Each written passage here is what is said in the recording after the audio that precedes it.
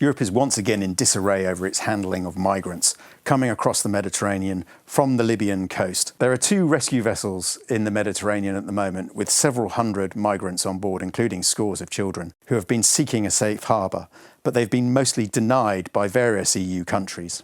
One of the vessels, the Open Arms, has been circling the Mediterranean after it was denied entry into Italian ports. On Wednesday, an Italian court overturned a government ban, and the Open Arms is now sailing towards Lampedusa, where it hopes it will be able to enter into the harbour and offload the people that it has on board. However, Matteo Salvini, Italy's hardline interior minister, is determined to stop the boat docking. Mr. Salvini argues that this is no longer Italy's problem, even though its ports are often closest and it has humanitarian obligations to help.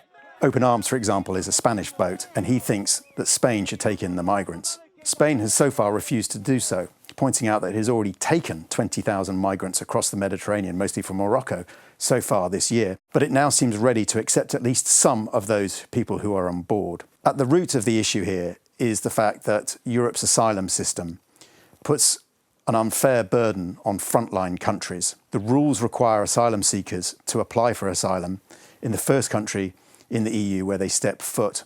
That puts an intolerable burden on countries like Greece and Italy and now Spain. Previous EU attempts to ensure that there's a fairer sharing of the burden have been scuppered by resistance, especially in Eastern Europe.